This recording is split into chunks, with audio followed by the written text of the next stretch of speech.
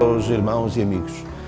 Trago saudações dos irmãos da Igreja em Fontainhas, em São João de Madeira, em particular do nosso irmão Duarte. E vamos passar então à Palavra de Deus. Eu tinha uma apresentação para mostrar, mas parece que estamos com alguns problemas. As tecnologias por vezes falham-nos, mas felizmente nós temos algo connosco que nunca falha. E é isso mesmo que eu quero que vocês abram, a Palavra de Deus, em 1 Coríntios 12. 1 Coríntios 12. Eu vinha preparado com um PowerPoint que não vou chamar novas tecnologias, porque é uma coisa com bem mais de 20 anos. Portanto, não é provavelmente uma nova tecnologia, mas por vezes falha-nos. E a Palavra de Deus, nós sabemos que ela não falha. E eu quero ler convosco 1 Coríntios 12, a partir do versículo 12. 1 Coríntios 12, 12. Porque assim como o corpo é um e tem muitos membros, e todos os membros, sendo muitos, são um só corpo, assim é Cristo também. Pois todos nós fomos batizados em um Espírito, formando um corpo, quer judeus, quer gregos, quer servos, quer livres, e todos temos bebido de um Espírito. Mas também o corpo não é um só membro, mas muitos. Se o pé disser, porque não sou mão, não sou do corpo, não será por isso do corpo? E se a orelha disser, porque não sou olho, não sou do corpo, não será por isso do corpo? Se todo o corpo fosse olho, onde estaria o ouvido? Se todo fosse ouvido, onde estaria o olfato? Mas agora Deus colocou os membros no corpo, cada um deles como quis. E se todos fossem um só membro, onde estaria o corpo? Agora, pois, há muitos membros, mas um corpo. E o olho não pode dizer à mão, não tem necessidade de ti, nem ainda a cabeça aos pés, não tem necessidade de vós. Antes, os membros do corpo que parecem ser os mais fracos são necessários. E os que reputamos serem menos honrosos no corpo, a esses honramos muito mais. E aos que em nós são menos decorosos, damos muito mais honra. Porque os que em nós são mais honestos não têm necessidade disso. Mas Deus assim formou o corpo, dando muito mais honra ao que tinha falta dela, para que não haja divisão no corpo, mas antes tenham os membros igual cuidado uns dos outros. De maneira que se um membro padece, todos os membros padecem com ele. E se um membro é honrado, todos os membros se regozijam com ele. Ora, vós sois o corpo de Cristo e seus membros em particular. Vamos ficar por aqui com a leitura da Palavra de Deus. Eu tenho esta apresentação que tive a ocasião de fazê-la no ano passado, na tal conferência que houve também neste feriado passado, ou seja, no dia 5 de outubro de 2017, dei esta mensagem. Alguns poderão estar a ouvir outra vez. Eu já ouvi esta mensagem muito mais vezes do que vocês. Alguém pode dizer, eu já ouvi isto. Eu já ouvi muito mais vezes. E todos nós precisamos de ouvir isto. Eu, em primeiro lugar. E o tema é mesmo eu e a Igreja. E pode parecer um pouco estranho aparecer o eu primeiro. Mas eu quero, em primeiro lugar mesmo, preocupar-me com o eu. Em primeiro lugar, eu. Pode parecer um bocado estranho, eu, em primeiro lugar. Mas a verdade é que cada um de nós tem de se preocupar primeiro consigo. No sentido em que pertenço eu à Igreja. Pertenço eu à Igreja Corpo de Cristo. Queria falar primeiro um pouco sobre isso. Porque de nada adianta vocês não, eu em primeiro lugar. Eu estar preocupado em saber o que é a Igreja, quando é que começou a Igreja, como é que a Igreja deve funcionar, se eu não pertenço à Igreja Corpo de Cristo. Não sei se sabem, a recomendação nos voos, quando caem as máscaras de oxigênio, quando há algum problema, quais são as recomendações? Cada pessoa deve colocar em primeiro lugar a máscara em si própria. Não estar preocupado em colocar no seu filho. Porque se eu estiver preocupado em pôr a máscara de oxigênio para o meu filho e não conseguir pôr nem nele nem em mim, não posso ajudar ninguém. Tenho de preocupar primeiro comigo e depois pôr nele. E aqui, em relação à Igreja, eu tenho de estar preocupado primeiramente comigo e depois com os outros. Mas, depois de nós pertencermos à Igreja do Corpo de Cristo, os outros devem estar sempre em primeiro lugar. Tudo o que eu vou dizer aqui vai ao encontro de colocar os outros em primeiro lugar e não eu. Então, eu quero que cada um de vós pense se eu pertenço, de facto, à igreja local. Antes de pertencer a uma igreja local, a pessoa pertence verdadeiramente à igreja, corpo de Cristo. Como é que eu posso ser membro da igreja? E sobre isso, como posso ser membro da igreja? Como é que eu posso entrar na igreja? Não é entrar por uma porta. Como é que eu posso fazer verdadeiramente parte da igreja? Eu quero ler convosco uma excelente meditação do nosso irmão Cornelius Stem. Eu vou começar por ler esta meditação que serve de mote para toda esta meditação que vou fazer. Muitas pessoas conheceram verdadeiramente Cristo como Salvador depois de terem sido sinceros religiosos membros de igreja durante anos. Embora fossem defensores de alguma organização da igreja terrena, nunca tinham experimentado a verdade segundo aos Coríntios 5,17. Se alguém está em Cristo, nova criatura é. É possível ser um membro em boa posição de alguma organização de igreja, mas estar fora da única igreja verdadeira da qual a Bíblia fala. Isto acontece porque a verdadeira igreja da Bíblia não é uma organização, mas um organismo vivo, um corpo espiritual com uma cabeça viva e membros vivos. Várias vezes Paulo, por inspiração divina, chama a igreja de corpo de Cristo.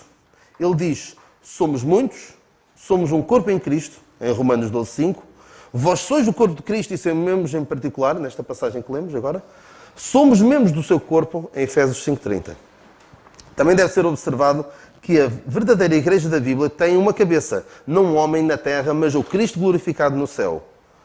Em nenhuma parte da Escritura lemos que qualquer homem deve agir como seu representante terrestre, como cabeça do corpo. Agora esta é a questão importante. Como nos tornamos membros desta verdadeira igreja, o corpo de Cristo? Em primeiro lugar, eu quero começar por aqui, porque, como eu disse, de pouco servirá o que vão aqui ouvir se não pertencerem verdadeiramente à igreja. Se não fizerem isto que a palavra de Deus nos diz, que é reconhecer que somos pecadores aos olhos de Deus, pois Efésios 2 relata como Cristo morreu por homens pecadores para os reconciliar com Deus em um corpo pela cruz. É importante aqui acrescentar, isto agora sou eu que estou a acrescentar, que Cristo Jesus veio ao mundo, o que é que lemos em 1 Timóteo 1,15, Cristo Jesus veio ao mundo para salvar os pecadores. Não é os mais bem comportados, os que são não tão maus quanto os outros, não, os pecadores, dos quais eu sou o principal. E se não te vês como pecador, se aqui há alguém que não se vê como pecador, então Cristo não veio para ele. Mas agora, se te consideras pecador, então há boas notícias para ti. Cristo Jesus veio ao mundo para salvar os pecadores. Então, este irmão continua. Assim, ao creres que, enquanto pecador, podes ser reconciliado com Deus pela fé na obra que Cristo realizou na cruz, és regenerado, recebendo uma nova vida pelo Espírito, e pelo Espírito és batizado na Igreja, o corpo de Cristo. Não pelas obras de justiça que houvéssemos feito, mas segundo a sua misericórdia nos salvou pela lavagem da regeneração e da renovação do Espírito Santo. Tito 3,5. Pois todos nós fomos batizados em um Espírito, formando um corpo. 1 Coríntios 12,13. Cada um de nós deve perguntar a si mesmo: fui batizado pelo Espírito no corpo de Cristo? Se não, confia em Cristo como teu Salvador e assim tornas-te membro da única e verdadeira igreja de que a Bíblia fala. E depois, associa-te a uma assembleia local onde Cristo é honrado e a Bíblia é ensinada corretamente dividida. Esta é a decisão mais importante que qualquer um pode tomar. Mais importante do que com quem casa, onde vai viver, onde é que vai construir uma casa, onde trabalha. Tudo é muito menos importante do que isto, porque esta decisão tem efeitos por toda a eternidade. E por isso, apelo a alguém que aqui esteja, que ainda não conheça o Senhor Jesus Cristo como seu único e suficiente Salvador. Não vou dizer para vir aqui à frente, mas no seu lugar pode aceitar esta mensagem gloriosa da salvação que Deus oferece. Uma mensagem, a única mensagem que pode reconciliar o homem com Deus. A palavra da reconciliação. E se tiver alguma dúvida,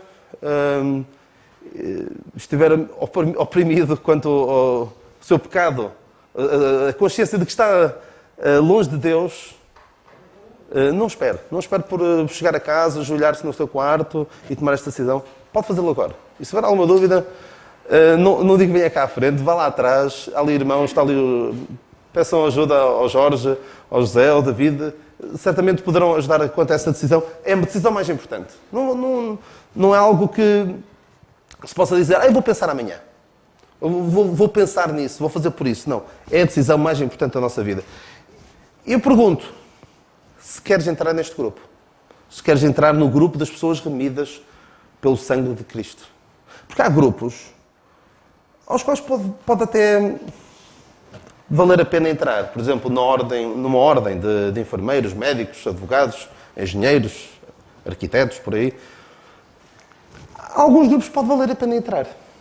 Eu até tive a oportunidade de, recentemente, entrar para um grupo também, que era o grupo dos professores vinculados. Professores que têm certeza de que têm trabalho todos os anos. Mas eu pensei, se calhar não vale assim tanto a pena entrar. Porque implicava, lá está, estar aqui convosco mais vezes, mas implicava estar longe da minha família. Eu moro a 300 e tal quilómetros daqui.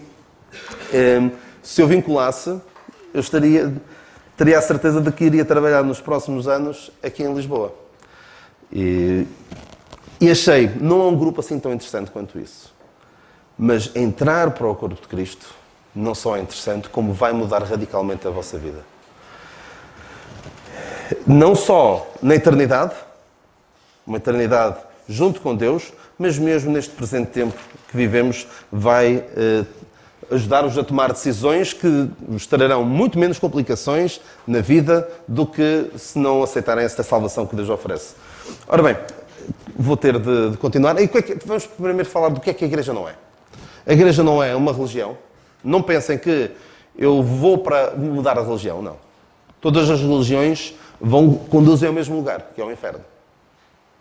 A única forma de nos reconciliarmos com Deus não é uma religião, é uma pessoa. É o Senhor Jesus Cristo. Também não é um clube. Não é uma organização que tem algumas atividades e as pessoas juntam-se para tratar de certos assuntos. Não é um clube. Não é um edifício, não é este lugar. Não é o clero, não é a cúpula dirigente da Igreja. A Igreja não é, aqui na Quinta de Conde, não é o Nando, o Zé e o Carlos. Não é. Mas em algumas igrejas, em algumas confissões religiosas, a Igreja é o clero. Não é uma organização, se bem que deve ser organizada. Não é de qualquer maneira. A Palavra de Deus fala-nos claramente sobre como é que uma igreja se deve organizar. O que é a igreja? A palavra igreja aparece apenas no Novo Testamento, no chamado Novo Testamento. Porquê? Porque o Novo Testamento foi escrito em grego e o Velho Testamento foi escrito em hebraico. Portanto, é natural que a palavra igreja não apareça no Novo Testamento. Isto leva a algumas confusões. Porque as pessoas pensam, parece igreja é sempre a mesma coisa. Só aparece no Novo Testamento, quando o Senhor Jesus Cristo aparece aqui na Terra. Não, a palavra eclésia aparece no Velho Testamento, onde há uma tradução feita da Bíblia, chamada Septuaginta, onde a palavra eclésia aparece no Velho Testamento. Normalmente é traduzida por, alguém sabe? Por congregação ou juntamento. Porque a igreja é um grupo de pessoas reunidas com um objetivo. Por exemplo, quando o Estevão fala a dada altura do povo de Israel no deserto, a palavra que lá aparece é eclésia. Alguns que dizem, a igreja começou em Atos, a Mateus 16, 18, quando o Senhor Jesus Cristo diz, tu és Pedro e sobre esta pedra edificarei a minha igreja e as portas do inferno não prevalecerão contra ela. Mas o problema é que o Senhor Jesus Cristo já tinha falado antes de igreja. E a igreja já apareceu no Velho Testamento. A palavra eclésia. Portanto, nós não podemos olhar para a palavra eclésia e pensar que quer dizer sempre a mesma coisa, porque não quer. Alguns dizem que a igreja começou em Atos 2. É uma posição defendida por muitos, mas que não creio estar correta. Em Atos 19, o Dário falou aqui há um mês e tal sobre esta passagem, em que aparece, Atos 19, aparece a palavra eclésia. Mas não é nada a igreja. É um ajuntamento confuso. E um ajuntamento de pessoas, porque uns gritavam de uma maneira, outros gritavam de outra. Era um grupo de pessoas que queriam maltratar Paulo. Infelizmente há muitas igrejas hoje que maltratam Paulo e a sua mensagem. O distorcem. E parece que alguns agem de tal maneira que estavam muito mais confortáveis se as epístolas de Paulo não estivessem na nossa Bíblia. E alguns que dizem que a igreja começou desde Adão. Nada disso. Nós já vamos ver quando. A igreja é o corpo de Cristo. Nós vemos nestas passagens, uma delas já lemos, 1 Coríntios 12, 27.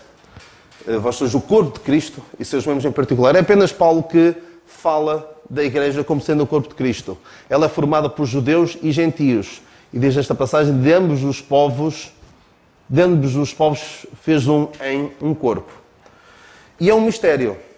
É um mistério que desde os tempos eternos esteve oculto e apenas Paulo fala da igreja. E é muito interessante, da igreja, corpo de Cristo. A Bíblia fala de muitas igrejas. O juntamento da congregação no deserto era uma igreja. Mas não é a igreja corpo de Cristo à qual nós pertencemos hoje. A igreja com a qual Deus lida hoje. A igreja à qual tu deves aspirar a pertencer. Atenção, não por teres de fazer alguma coisa para isso. Cristo já fez tudo. O nosso irmão Scofield dizia, apenas nas epístolas de Paulo encontramos a doutrina, a posição, conduta e destino da igreja. Creio eu, não temos tempo para estar agora a desenvolver muito isso, mas tem sido falado. Venham às quartas-feiras e ouçam, os pensamentos são dados. Quem não puder vir à quarta-feira, ouça os estudos, tal como eu faço. E vão perceber o porquê desta afirmação. A igreja começou em Atos 9, com a conversão do apóstolo Paulo. O apóstolo Paulo diz aqui que Jesus veio ao mundo para salvar os pecadores, dos quais eu sou o principal. E Cristo, vou ler rapidamente, mas por isso alcancei misericórdia para que em mim, que sou o principal, Jesus Cristo mostrasse toda a sua longanimidade para exemplo dos que haviam de crer nele para a vida eterna. Esta palavra principal, já tenho falado disso muitas vezes, e alguns dizem, lá estou outra vez a dizer o mesmo, mas há sempre alguém que ainda não ouviu. A palavra no original é protos, significa principal, o cabecilha da rebelião, neste caso, significa também o primeiro. Protos significa o primeiro, de onde veio a palavra protótipo. Eu creio que o apóstolo Paulo é o primeiro, porque ele depois diz ele mais noutra passagem, eu pus, como sabe, arquiteto, pus o fundamento. Então, como é que ele podia pôr o fundamento se já tinha começado a igreja? Vamos continuar. Ser membro da igreja é o máximo privilégio que o homem pode ter.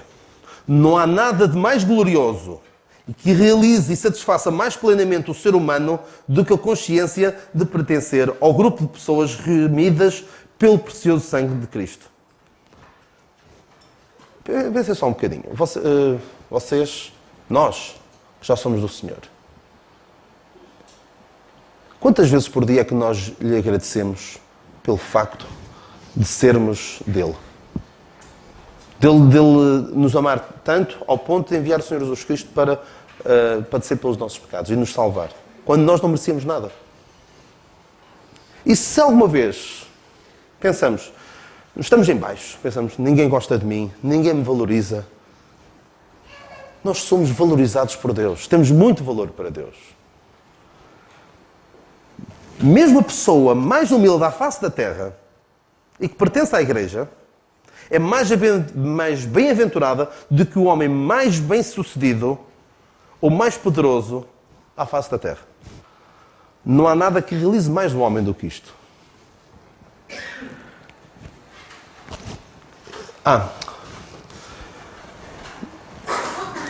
Eu vou citar aqui umas linhas, alguns que são mais velhos como eu, lembrar-se-ão desta música. Mais do que um país, que uma família ou geração, mais do que um passado, que uma história ou tradição, mais do que um patrão ou uma rotina ou profissão, mais do que um partido, uma equipa ou religião, tu pertences a ti. Conhecem a música, não conhecem? Isso é falso. Mais do que qualquer outra coisa, o que nos deve definir é pertencer à Igreja do Corpo de Cristo. Tu pertences a ti. O que é que diz esta passagem? Não sois de vós mesmos. É o que diz isto. Diz esta passagem, não é? 6:19. Não sabeis que o vosso corpo é o templo do Espírito Santo que habita em vós, proveniente de Deus, e que não sois de vós mesmos. Por Porque há muitas vezes há pessoas que, mesmo que se dizem crentes, dizem, a vida é minha, eu faço o que quiser, ninguém tem nada a ver com isso. Mas mais do que qualquer outra coisa, nós devemos ter consciência de que pertencemos a Cristo.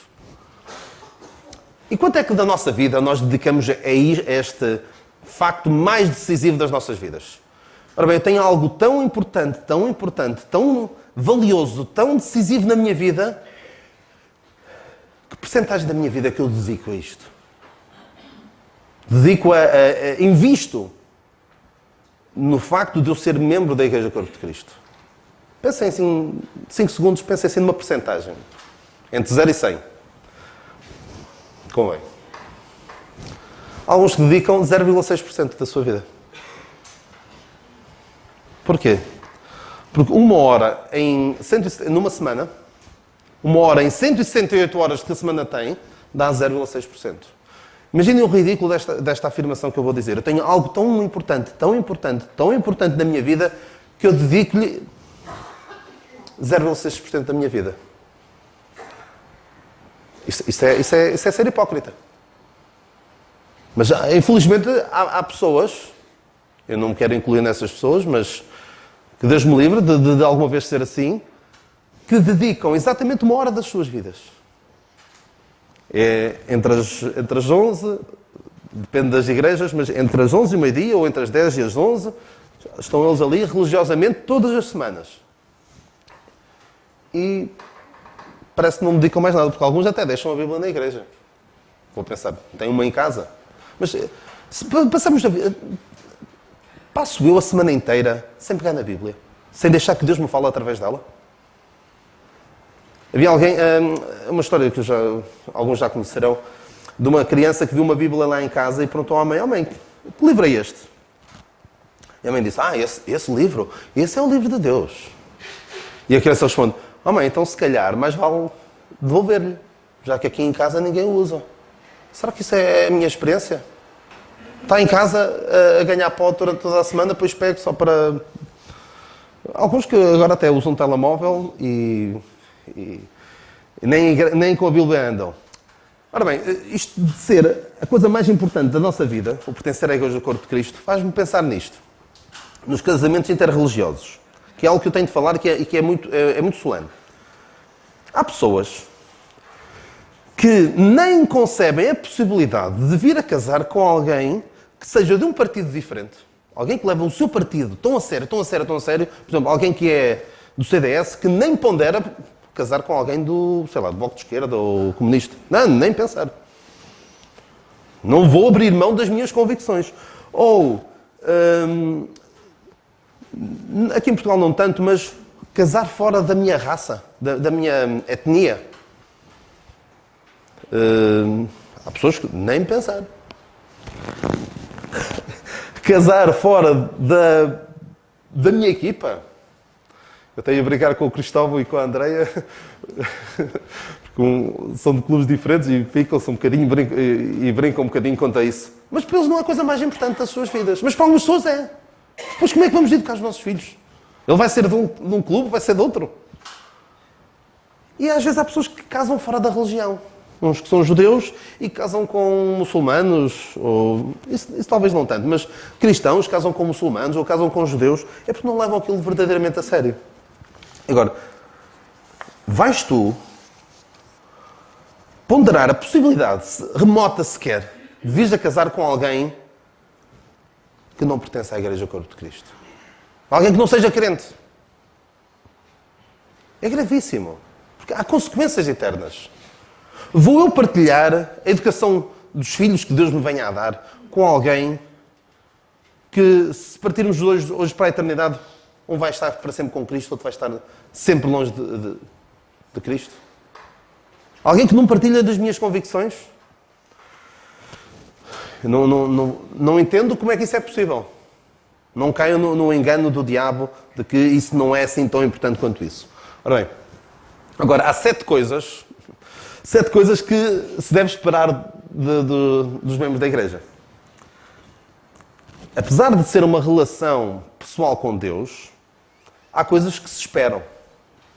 De uma forma mais... num grupo. E nós temos de ter consciência de que temos um grande privilégio, mas temos também uma grande responsabilidade. Temos, então, nada deve ser imposto. Fomos salvos pela graça de Deus. Somos salvos pela graça, vivemos pela graça e sem qualquer mais, sem qualquer imposição. Ninguém nos deve impor, olha, tu agora que estás salvo, tu tens de fazer isto e aquilo. Esta frase foi o nosso irmão Simão no ano passado, no EJC, que disse: somos salvos pela graça, vivemos pela graça, sem qualquer mais. E quem, alguns lembrar-se-ão disto, voltem a ouvir as mensagens. Foi muito bom aquela semana que passámos no EJC do ano passado. As mensagens estão no YouTube da Igreja em Quinta de Conde. Muito bom, o Movidos pela Graça. Porque Deus trata-nos não como filhos pequeninos, mas trata-nos como filhos adultos. Porque se nós, não vamos ver isso agora, mas se nós estudarmos a palavra que Deus usa para se relacionar com os filhos de Israel, a palavra é filhinhos. Reparem, até João não diz muitas vezes filhinhos. Mas Deus trata-nos, a nós, da Igreja do Corpo de Cristo, como filhos adultos, não como filhos pequeninos.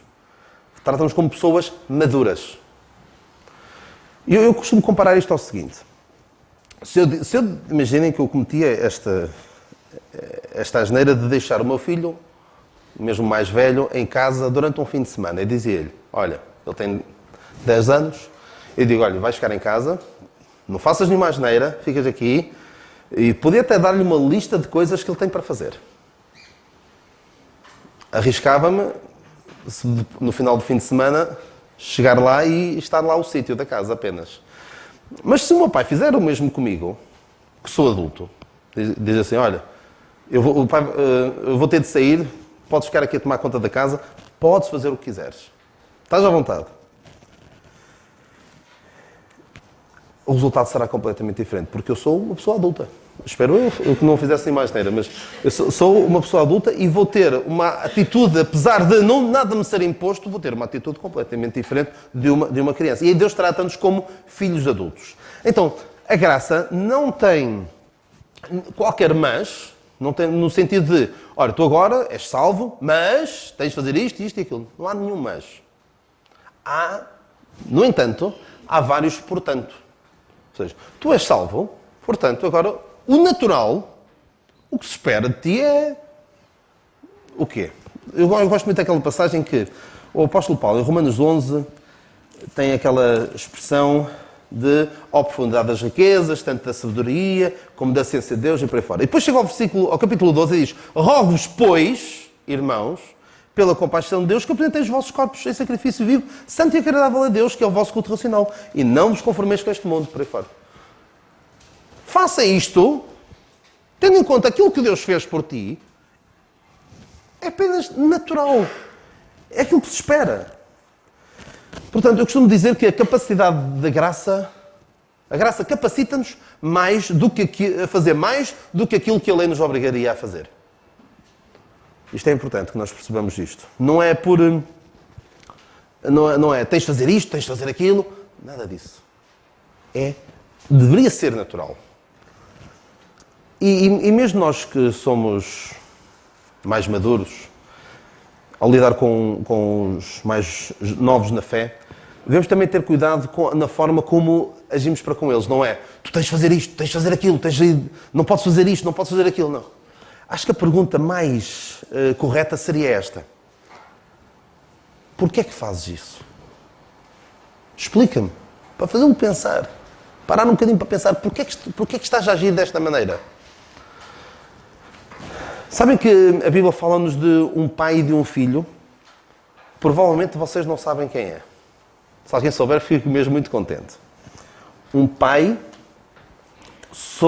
que tinha um filho e a dada altura o filho fez uma asneira muito grande e a Bíblia diz assim: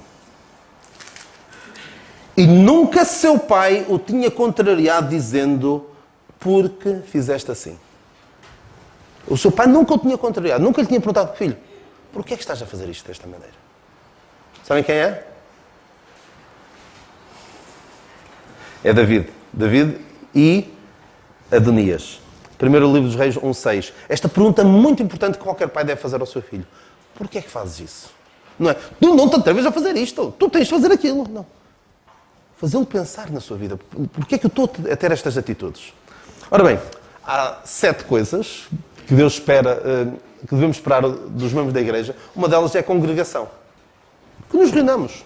Porque o apóstolo Paulo não escreve, nem mesmo os outros, não escreve uma carta aos desigrejados, aos que não se reúnem. Reunir é algo absolutamente natural. A palavra de Deus diz, busca o seu próprio desejo, aquele que se separa. Provérbios 18:1. Ou seja, aquele que não quer nada com os outros. Porquê? Muitas vezes não querem ver a sua vida, os seus hábitos postos em causa. Querem viver à sua vontade. Porque há uma certa ilusão de liberdade sem precisar de prestar contas. Ninguém tem nada a ver com a minha vida. Eu faço aquilo que bem me apetece. Alguns que até são cibercrentes, assistem aos cultos via internet, se calhar alguns até podem estar a ouvir esta mensagem, então vou dizer mesmo para a câmara, olha, se tu assistes aos cultos apenas via internet, pensa bem na tua vida. Porque atenção, há pessoas que não têm outra possibilidade. É verdade. Mas agora, se tens possibilidade de reunir com pessoas, abraçar as pessoas, ajudar as pessoas, os crentes, e não o fazes, a igreja está cheia de hipócritas. Há sempre lugar para mais um. Alguns que se calhar são crentes virtuais mesmo. Se calhar não são verdadeiramente crentes. Esta é uma frase que eu gosto bastante de dizer. Larga o Facebook, reúne com a igreja, vê algumas faces e estuda o book. Junta-te aos crentes. Olhas na cara, pergunta-lhes se está tudo bem contigo. Estou a orar por ti. Preciso da tua ajuda. É para isto que a igreja existe. E para estudar, claro, a palavra de Deus. Porque pode haver consequências eternas para aqueles que optam por não se reunir. Para aqueles que se afastam. E conheço muitos exemplos. Na minha família, infelizmente, o meu pai, apesar de... Eu sei que ele se mantém firme na fé, mas nunca renegou a sua fé, mas durante muitos anos deixou de se reunir. E houve consequências eternas para a minha família. De todos os meus irmãos, apenas eu mantenho esta firmeza. Firmeza que não é muita, mas infelizmente todos eles não valorizam verdadeiramente as coisas de Deus. E há um exemplo na palavra de Deus de Manassés. Manassés foi o pior rei que Judá conheceu. E ele ainda foi a tempo de se arrepender. Mas para o seu filho já não foi a tempo.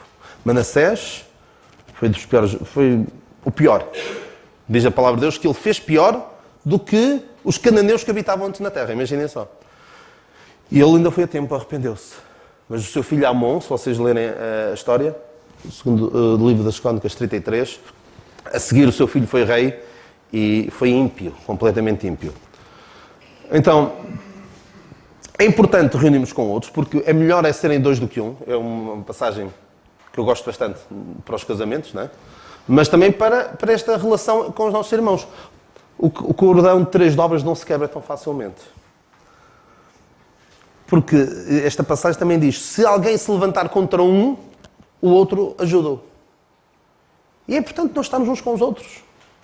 Alguém vem, ataca-nos e nós temos um irmão para nos ajudar. Às vezes há esta expressão que é tristíssima. Ninguém tem nada a ver com a minha vida. E isto...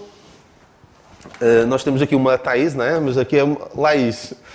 Alguém sabe se isto é um homem, se é uma mulher? Alguém sabe? Não sabem. Juízes 18 fala-nos de uma cidade. A cidade de Laís. Recomendo, não é fazer publicidade ao meu canal no YouTube, mas eu tenho um canalzinho no YouTube onde costumo pôr as mensagens que dou. E há 2 mensagens que eu vou falar agora rapidamente. É sobre os Juízes 17 e sobre os Juízes 18. São 2 histórias que estão normalmente esquecidas na palavra de Deus. Ninguém dá por elas, porque tem em Juízes 16 é a história de Sansão e depois nós pensamos, a seguir é Ruth. Mas não, há ali muitas histórias pelo meio, muito pouco conhecidas.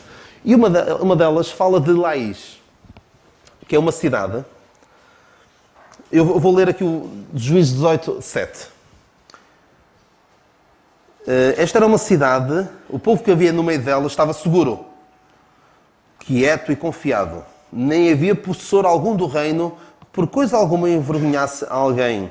Também estavam longe dos sidónios e não tinham que fazer com ninguém. Ou seja, não tinha nada a ver com ninguém. Estavam ali na vidinha deles, uma cidade sossegadinha, não tinham um governador que pusesse as coisas em ordem.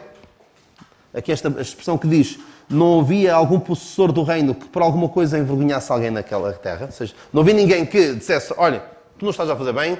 Pusesse, basicamente um rei que pusesse a casa em ordem. Não havia. Cada um fazia o que queria. Não tinham que fazer com ninguém.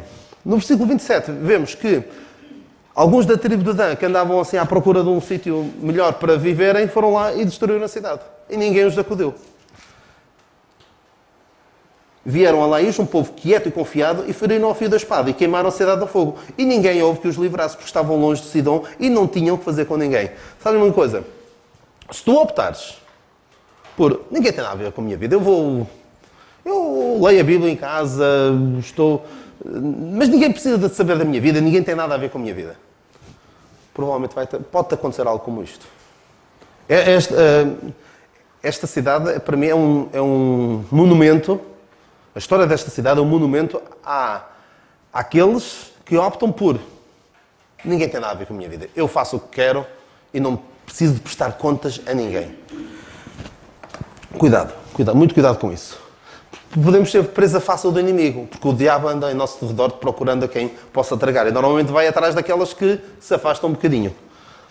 E ficamos presa fácil do erro. No capítulo antes de capítulo 18, no capítulo 17, fala-nos de Mica, que é outra personagem, é um homem que, pouco conhecido na palavra de Deus, em que ele... Lá está, a Bíblia diz que naqueles dias não havia rei em Israel, cada um fazia o que bem parecia aos seus olhos. E ele estava tão isolado do povo temente a Deus, que era muito pouco, que tinha em casa ídolos, tinha enganado a mãe, tinha mentido à mãe, tinha roubado a mãe, tinha feito... alguém dizia que ele conseguiu quebrar para aí 7 dos 10 mandamentos de Deus sem sair de casa, o que é extraordinário. E tinha então em casa um ídolo. E consagrou um dos seus filhos para ser levita. E depois, passado algum tempo, apareceu... um dos seus filhos para ser sacerdote. E passado alguns dias apareceu lá um levita e ele disse, olha, fica-me por sacerdote. Coisas completamente erradas. Não temos tempo agora para estar a analisar isso, mas ele está a fazer tudo mal. E diz ele no versículo 13, agora sei que o Senhor me fará bem. Ou seja, há pessoas que se afastam tanto de Deus, se afastam tanto do povo de Deus, que não são confrontados com os seus erros. Não lhes é perguntado, olha, o que é que estás a fazer? Porquê é que estás a fazer isto? Chega um ponto em que estão a fazer tudo mal e sentem-se bem. Isto porque não se congregam. Eu lembro-me há uns anos, e isto não deve ser o nosso pensamento. Há uns anos lembro-me de ver uma série humorística em que havia alguém que construiu uma igreja lá numa tribo isolada. Aquilo era tudo... num tom jocoso, a gozar. E então, lá alguém foi construir uma igreja, supostamente evangelizar aquelas pessoas, e construiu uma igreja. E alguém daquela tribo, dos nativos, perguntou assim, quantas vezes é que nós temos de vir à igreja para evitar ir para o inferno? Porque isto é a ideia de alguns, não é? Vou à igreja, porque senão Deus vai me castigar, vai me mandar para o inferno. E houve alguém que lhe respondeu, olha, todos os domingos, para o resto da tua vida. Eu disse, desculpa lá, deve estar a brincar comigo. Todos os domingos para sempre. Isto não deve ser um suplício, deve ser algo completamente natural. Eu quero estar com o povo de Deus, eu quero louvar o meu Deus, eu quero estar na ceia do Senhor para relembrar, nesta festa, lembrar a coisa mais importante que alguma vez foi feita por mim. Não deve ser visto como, lá vou ter de ir outra vez. Se calhar aqueles que têm filhos sabem, às vezes têm de fazer isso com os seus filhos, dizer, vamos lá à igreja, porquê é que temos de ir? Nós estamos a falar de crianças. Agora um adulto pensar dessa maneira é gravíssimo. Olha, a igreja sabe que pode contar comigo? Compromisso. A igreja sabe que pode contar comigo. Será que a igreja, onde eu estou, pode dizer de mim, como se diziam de Epáfras? Epáfras, que é dos vossos. Será que cada um pensa para si. Será que os crentes na igreja, quando podem dizer, tu és dos nossos? Oprime-me o cuidado da minha igreja. Paulo dizia, quando falava de todas as suas tribulações pelas quais passou, dizia, sobre todas estas coisas, oprime-me o cuidado das igrejas. Oprime-te o cuidado da tua igreja local. Ou seja, há culto à quarta-feira. Te preocupas em vir? Ou, vou depois ao domingo. Não... Há um irmão nosso, alguns conhecem, o nosso irmão Pires. Pergunta-lhe se lhe oprime o cuidado da sua igreja local. Ele sabe que se ele não estiver lá, não há culto. Pela graça de Deus, o seu neto, o João, está a andar para a frente, está a servir ao Senhor e está com um desejo de ser útil ali naquele lugar. Mas durante muitos anos, o irmão Pires sabia que se eu faltar, não há culto. Que era o único varão ali. E alguns, tanto faz ir como não ir. Cuidado com isso. Alguns buscam apenas esqueceu. Mas Timóteo era diferente. A ninguém tem de igual sentimento que, sinceramente, cuide do vosso estado. Havia alguém que, em tempos, dizia, alguém que procurava dizer, então faltaste já há algum tempo que não vejo a reunião, o que é que se passa? Então, isto não é uma fábrica. Dizer, não é uma fábrica.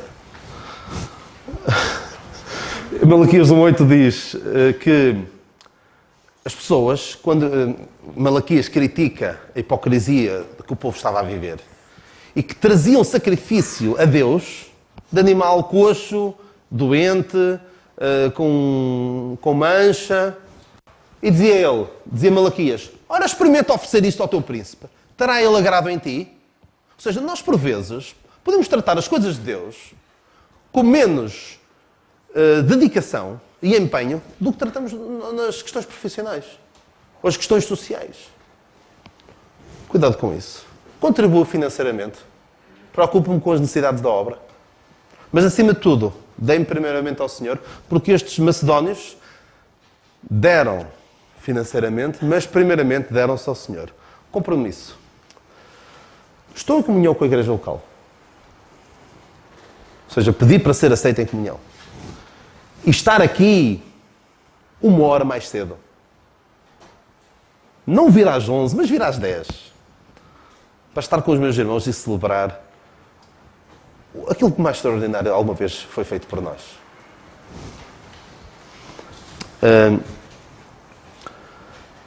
É só vir 1 hora mais cedo. Em algumas igrejas lá no Norte é meia hora. E eu vejo o culto, por exemplo, é das 10, Ceia do Senhor, das 9h30 às 10 e depois das 10 às 11, culto de pregação.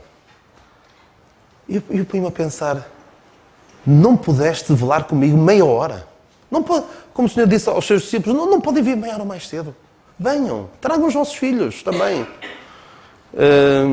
No meu caso é 2 horas, porque a Ceia do Senhor é às 9 e depois o culto, a escola de meditação às 11, mas eu levo. E sei que nota-se quando eu chego, nem sempre consigo chegar à hora, eu sei que nota-se quando eu chego, porque o meu filho mais novo faz algum barulho Mas tragam os vossos filhos. Eu vou perguntar aqui, aos anciãos que estão aqui, vocês importam-se se alguém trouxer os filhos e fizer barulho na Ceia do Senhor? Não, também não é estar aqui de qualquer maneira, não é? Por aí a passear, mas... Vocês certamente dirão, eu quero é que vocês venham, estejam cá, para anunciar a morte do Senhor. Que imagem passo para a minha família sobre os crentes? Será que ao almoço, costuma-se dizer, às vezes o almoço do domingo, em casa de alguns crentes, é crente no espeto. É falar mal dos outros crentes. E depois queixamos, anos mais tarde, os meus filhos virem dizer, são todos uns hipócritas. Na igreja está tudo bem e depois em casa. Os meus pais sempre a dizer mal. E eu conheço casos assim. Mas pela graça de Deus, eu já passei algumas situações bem complicadas com alguns crentes. Mas o Lucas não ouvia o pai e a mãe a falar mal dos crentes à frente dele. Nós, por vezes, tínhamos nossos desabafos entre nós, mas tenham muito cuidado. E às vezes para os estão de fora. Há pessoas que não têm problemas nenhums em dizer, lavar roupa suja sobre crentes fora da igreja. Isto não dá com sabedoria para com os que estão de fora. E visto em relações extra-igreja, lá no Norte temos tido um problema muito sério de pessoas que têm a sua igreja local e reúnem-se com outros crentes, em particular com um crente, em casa de um crente, e andam a minar o trabalho nas igrejas locais lá em cima. Uma delas, alguns já saberão, não vou entrar em pormenores, mas sabem, igrejas que estão a passar sérios problemas porque as pessoas, em vez de estarem empenhados em fazer com que a minha igreja funcione bem, exatamente a união com os meus irmãos da minha igreja local, estão preocupados com o que outros dizem de fora. Pessoas que não estão minimamente comprometidas com a nossa igreja local. Muito cuidado com isso. Muito cuidado com isso. E têm sido danos gravíssimos em algumas igrejas no Norte. Serviço é mais do que assistir. Assistir numa igreja local não existe na palavra de Deus. Eu assisto na igreja não sei onde. Não. O que é que nos é dito sobre Febe? Febe serve na igreja que está em Sencreia. O apóstolo Paulo, assistir da Bíblia não é bíblico. O apóstolo Paulo diz também que servia. Servindo eles ao Senhor, em Atos 13, servindo eles, a igreja não presta serviços às pessoas que assistem aqui. Os que se reúnem, servem. Temos de mudar completamente esta noção. Se alguém ainda tem, eu vou lá, assisto. Não, eu sirvo. Em que é que eu posso servir? Preocupem-se com isso. Temos aqui Atos, Paulo e Febe. Por exemplo, Tomé. Por vezes nós dizemos que Tomé perdeu porque faltou à reunião e não foi tão abençoado. Não foi abençoado como os outros foram por verem o Senhor. Pensemos nós. Eu, quando falta um culto, eu perco. Mas os meus irmãos também perdem. Eu estou a buscar o meu proveito. Lembram-se daquela passagem? Busca o seu proveito aquele que se separa. Eu não ir, não estou a dar aos outros. E a nossa ideia é de servir os outros. Mesmo o apóstolo Paulo, quando fala de ir a Roma, ele não dizia só de dar. Eu também queria receber algo dos crentes. Não era dinheiro, mas queria receber algo dos crentes. Ou seja, mesmo os crentes mais humildes e mais simples, que nós podemos reputar por menos importantes, também eles podem ser muito proveitosos para nós. Esta é uma frase, parafraseando o presidente dos Estados Unidos, John Kennedy, pergunta não o que a tua igreja pode fazer, não. Pergunta não o que a tua igreja pode fazer por ti, mas o que tu podes fazer pela igreja. Em Romanos 12, 4 a 8, fala de muita coisa que pode ser feita na igreja. Leiam depois, não temos tempo, mas muita coisa pode ser feita na igreja.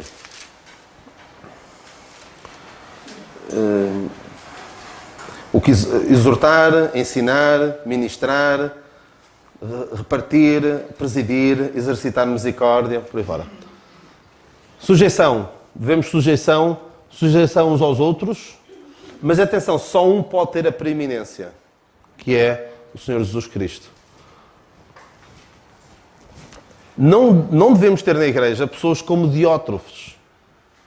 Alguns conhecem Diótrefes, que procurava ter o primado. Procurava ter o primado. Esta palavra primado, mas Demétrio, era completamente diferente. Procurar o primado, a palavra é filoproteu. Filoproteu. Que é, filo é amar, a preeminência. Esta palavra proteu é a mesma que aqui em Colossenses nos fala que o Senhor Jesus Cristo, para quem tudo tenha a preeminência. Então, Diótrefes amava os primeiros lugares, como lemos aqui em Mateus 23:6 dos fariseus que amavam os primeiros lugares. A postura aqui na igreja é: eu quero é mandar, eu quero estar à frente. Eu vejo alguns assim, não aqui, mas vejo alguns assim. Veem a liderança de uma igreja como mandar. É assim que vocês veem? Aqui é que mando eu? Não. É uma grande responsabilidade. Mas alguns veem a igreja como o seu feudo, a zona que controlam, e os crentes são os vassalos, são os subordinados. Nada disso. Isso não faz sentido. Primeiro a Cristo, aos responsáveis e uns aos outros. A sujeição. E pensem, cada um pense para si. Eu estou mais preocupado em que os problemas na igreja que surgem. Não sei se sabe, mas há problemas nas igrejas. Estou mais preocupado em resolver os problemas, ajudar a resolver os problemas, ser uma ajuda para resolver os problemas, ou ficar com a razão. Tem a ficar por cima. Conhecem aquela história das duas cabras que queriam atravessar uma ponte e nenhuma delas cedia, que eram as duas. A ponte era muito estreita, que eram as duas. Então o que aconteceu? Uma delas, no outro dia, outras duas cabras, o que é que fez? Uma delas abaixou-se e a outra saltou por cima. Mas alguns que... Não era só o que faltava. Não tem de ficar por cima. Devemos ser tolerantes no secundário, inflexíveis no que é essencial e ser sábios para ver qual é a diferença. O apóstolo Paulo dizia a dada altura: não temos nós o direito de levar uma irmã e de... Paulo podia dizer: eu tenho direitos. O que é que ele dizia? Contudo, comigo não se faça assim. Ou seja, por vezes pode haver coisas que eu até acho que tenho direito a fazer, tenho direito àquilo, mas por amor aos irmãos. Para que não haja divisão no corpo. Não devo fazer. Alguns podem pensar: mas eu posso fazer isto. E Paulo, a dada altura, diz: pela tua ciência, pelo teu conhecimento, perecerá o irmão por quem Cristo morreu. Cuidado, é triste. Quando eu posso fazer isto, eu sei que posso fazer isto, e podemos estar a prejudicar alguém, severamente. Sã convivência, também se espera de nós. Vivo como membro da igreja, verdadeiramente. Preocupo-me verdadeiramente com os meus irmãos, em saber do seu estado. Considero os outros superiores a mim. Faço bem aos irmãos, fazer bem a todos, principalmente aos domésticos da fé. Visito os meus irmãos, oro por eles. Pergunto: como estás? Alguns que nem perguntam como estás. Está tudo bem, não está? Isto é, basicamente, olha, só estou a falar para ti porque, olha, parece mal não te dizer nada. Como é que estás? E espero por ouvir a resposta. Às vezes é: como é que estás? E quando a pessoa vai responder, já cumprimentou 2 ou 3 pessoas, entretanto. Exortos para que não se endureçam. Ou seja, isto é preocupar-me com os irmãos. Uma sã convivência. Conduta. Muito importante a conduta. Devemos ser irrepreensíveis e inculpáveis. Espera-se de nós sermos irrepreensíveis e inculpáveis. Eu sei que estou a passar uma hora, mas eu tenho de falar nisto muito rapidamente. Provavelmente alguns ouviram falar, recentemente, digo eu, graças a Deus, aquilo acabou bem, um juiz que foi nomeado para o Supremo Tribunal dos Estados Unidos. E houve ali muitas guerras, porque aquele juiz chamado Kavanaugh é muito conservador, e lá nos Estados Unidos eles têm uma vaca sagrada que é o aborto. E aí de quem se meta com o aborto. O aborto para eles é lei, é um direito adquirido, e há de quem se meta com aquilo. Então há algum receio de que aquele homem venha a reverter aquilo. Espero bem que sim, e que aquilo depois acabe por chegar cá. Será difícil, infelizmente. Mas então aquele homem foi atacado de uma forma vil, na minha opinião, porque depois de tentarem várias maneiras, os seus opositores arranjaram, na minha opinião, alguém que veio dizer que há 30 e tal anos, quase há 40 anos, esse homem tentou violar uma mulher. E essa mulher veio falar, e não tem testemunhas, não tem nada que corrobore aquilo, e parece-me uma história um bocadinho mal contada, na minha opinião. Mas sabem uma coisa? Porque aquilo supostamente aconteceu numa festa, onde havia muita bebida e não sei o que mais. Ele ia a festas. Ele bebia. Ele tinha uma vida social que não o deixa irrepreensível e inculpável. Não se metam a jeito para que os possam acusar do que quer que seja. A mim ninguém pode acusar, tu fizeste aquilo. Não. Olha, eu nunca fui a festas. Eu... pode dizer, tu tentaste fazer aquilo comigo. Não. Quem me conhece sabe perfeitamente como é que eu sou. Portanto, irrepreensíveis e inculpáveis. Aquele homem, apesar de supostamente ter uma vida bastante honrada, desde a sua vida adulta, na sua juventude cometeu assim, algumas tropelias, assim, alguns exageros, não muitos, segundo diz ele, mas devemos ser irrepreensíveis e inculpáveis. Ninguém possa dizer o que quer que seja de nós. O pecado é uma coisa estranha para o crente. Paulo diz, pode alguém perguntar, pecaremos nós para que a graça abunde? De modo algum. Eu responderia assim. Alguém pode dizer, então é pela graça, já estamos salvos para sempre, então posso dizer o que eu quiser. Paulo diz, não diz isto, mas eu diria, pergunta mais parva. O pecado é uma coisa estranha, então tu que foste salvo pela graça de Deus e que tens consciência do que Deus fez por ti, vais agora pecar? O pecado é um acidente, é uma coisa estranha. Cuidado com a graça que diz, a graça libertina que diz, podemos fazer agora o que quisermos, viver da maneira que quisermos, que Deus não nos vai castigar. Mesmo que seja assim, eu vou querer viver em pecado. Vou querer viver no pecado que fez o meu Senhor sofrer e que levou o meu Senhor à cruz. Temos que ter consciência disto. Se o membro sofre, todos os membros padecem. Se eu faço algo que desonra o nome de Deus, isso não é só comigo. Eu ponho em xeque toda a igreja. E por isso a igreja depois o que é que tem de fazer? Tem de tomar medidas. Procurar encaminhar, se alguém for surpreendido, vós que sois espirituais, encaminhai o tal com o espírito de mansidão. E em último caso, disciplina. Há pessoas que vivem situações, e eu já passei por isso, uma situação que alguém que, em vez de se casar, decidiu juntar-se. Estava junto, vivia junto. Insistia naquilo. E aquilo estava a trazer problemas à igreja. Não quis saber. Isto é ter consciência de pertencer a um corpo. Por vezes há pessoas, nos partidos, por vezes até nos dão lições. Há uma pessoa que teve um comportamento reprovável. Tem lá paciência, vais ter de te afastar. Vais ter de sair do governo, vais ter de... não vamos poder subscrever a tua atitude. E na igreja também não pode acontecer isso.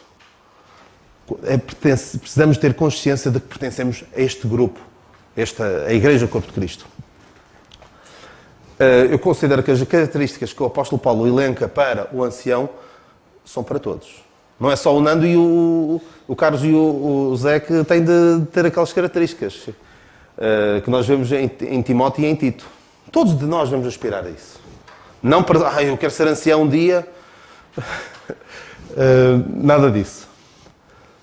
Porque a graça de Deus está manifestada. Ensinando-nos a que, renunciando às concupiscências, vivemos neste mundo sóbria, justa e piamente. Nós já vimos isto, porque há alguns que infelizmente chamam legalismo, a pessoas que dizem, olha, a palavra de Deus diz isto. Estás a ser legalista. Não, é o que a Bíblia diz. Não chamamos legalismo aos apelos dos irmãos a viveres em santidade. Se alguém te apela, te procura encaminhar a viver da forma que a palavra de Deus diz, não chamamos legalismo. Essa pessoa ama-te. Por vezes usa-se aquela pessoa está a fazer aquilo, mas por amor à paz não vamos... Não vejo isso na Bíblia. O que eu vejo na Bíblia é tirar de entre vós esse iníquo. Se alguém que traz desonra a Deus, deve ser posto fora. Não, olha, vai-te embora e não voltes mais. Não. Não estás bem. Enquanto estiveres assim, não, vamos agir como se não fizesses parte da igreja. Agora a última característica, firmeza. O apóstolo Paulo diz, medita nestas coisas, ocupa-te nelas para que o teu aproveitamento seja manifesto a todos. Tem cuidado de ti mesmo da doutrina, persevera nestas coisas, porque fazendo isto, te salvarás tanto a ti como aos que te servem. Será que nós somos como Eleazar e Samá, dois valentes de Davi? Um deles que lutou tanto. O Eleazar lutou tanto, até a espada ficar colada à sua mão. E que já não saía. Não sei, se calhar tiveram de quase arrancar-lhe a espada da mão no final da batalha. Mas o Senhor operou um grande livramento. E Samá, que todos os outros fugiram e ele ficou ali, assentou a real e daqui não sai. Somos firmes assim, a esse ponto? Ou deixamos levar ao sabor da corrente? Dão-nos grandes lições estes dois homens. Estou sensível para detectar o erro. Ou seja, ouço uma mensagem aqui na igreja. Aqui na igreja acho que não acontece, mas por vezes em algumas igrejas acontece. Dizem completas barbaridades. E nós, passa a expressão, papamos tudo, comemos tudo. Ou percebemos, conseguimos... Olha, aquilo está errado. O que ele está a dizer não faz sentido. Tem de chamá-lo a atenção. Se eu ouvir uma música um bocadinho mal tocada, eu não noto. Há pessoas que notam. Se vocês tocarem aqui uma música mal tocada, eu não noto. O nosso irmão Jonas e alguns aqui percebem logo, olha, aquilo devia ter sido um sustenido e foi um bemol. Olha. Mas, será que em termos espirituais eu estou sensível, estou firme o suficiente para detectar o erro? Os anciãos é preciso. Mas, por vezes os anciãos podem não estar. E como é? Vem aqui alguém e diz coisas completamente fora, completamente ao lado e... Eu sei que isso normalmente não acontece, mas é importante. Paulo, em Antioquia, Pedro estava a comportar-se mal. Não estava provavelmente a pregar, mas estava a induzir em erro alguns dos crentes. E Paulo repreendeu. Se calhar o que deixava passar. Por amor à paz, não vamos fazer nada. Vamos deixar estar. E o erro passava. Em claro. Será que as convicções são as minhas ou são as dos anciãos? O que eles disserem está certo. Sabemos defender pela palavra de Deus aquilo em que acreditamos? E tem algo para edificação. Ou seja, imaginem que isto chegou a acontecer. Alguns já não se lembram, mas chegou a acontecer. O nosso irmão Nando falava disso há pouco. Houve algumas vezes em que no estudo bíblico, à quarta-feira, quando eu estava cá, estávamos pouquinhos. O Nando não estava, o Zé também não podia estar à quarta-feira, o Carlos, por motivos familiares, não estava, estávamos pouquinhos. E pensei assim, se dependesse de mim, alguém ia dizer alguma coisa, ou passávamos uma hora inteira, olha, a cantar, a orar, e ninguém tem nada para dizer, ninguém tem uma palavra para edificação. O nosso irmão Spurgeon converteu-se num dia em que o pregador faltou. Você conhece essa história? O pregador faltou. Isto, se calhar, se fosse em algumas igrejas que eu conheço, olha, o pregador faltou, olha, vamos cantar um canto e vamos embora. Olha, acabou mais cedo, paciência, olha, vamos... Não, houve um irmão que subiu lá acima, na sua simplicidade, leu aquela passagem de Isaías, olhai para mim e sereis salvos, e disse, para olhar não é preciso ser rico, não é preciso ser inteligente, e disse assim uma coisa na sua simplicidade, e o Spurgeon converteu-se. E nós, temos alguma coisa para a edificação dos nossos irmãos? Agora isto aqui eu vou passar à frente, eu não sei como é que contabilizo o meu tempo, mas... Então, eu e a igreja tínhamos consciência do máximo privilégio que é pertencer à igreja. É a coisa mais importante, de longe, sem comparação possível. Devemos ter consciência da responsabilidade que é pertencer à igreja. Porque traz grande privilégio e grande responsabilidade. E Deus espera de nós, é esperado de nós, congregação, quando nos juntemos, nos reunamos com os nossos irmãos, quando estejamos verdadeiramente comprometidos, empenhados, investindo para que a nossa igreja continue.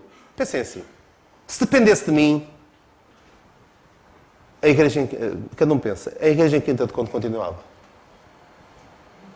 Naquilo que depender de mim, isto é para andar, para continuar. Claro, sempre na dependência do Senhor. Serviço não é assistir apenas, terem essa ideia da cabeça, eu vou lá assistir, vou lá, sento-me, ouço e vou-me embora. Não. Serviço. Sujeição. Sã convivência. Conduta muito importante, conduta. Que imagem é que eu passo para os que estão de fora? Será que ajudo as pessoas a interessarem-se mais por Cristo ou não? E firmes na palavra de Deus. Agora, pergunta mesmo para terminar. Estou a mostrar que pertencer à igreja é mesmo o mais importante na minha vida? Ou apenas uma atividade secundária que eu levo a cabo aos domingos? Fiquemos a pensar. E que o Senhor nos abençoe.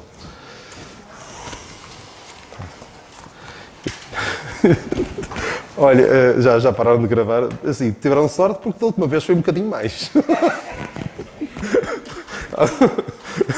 Foi metade do tempo, não é?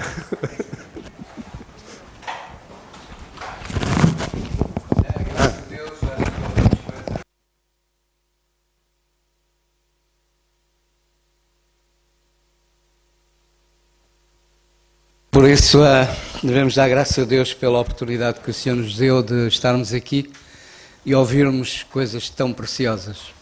Por isso, obrigado, Daniel, que o Senhor te continue a abençoar e a usar, e cada um de nós, de facto, pense seriamente naquilo que ouviu. Vamos terminar, vamos ficar de pé, e eu peço ao David, por favor, terminar com a oração.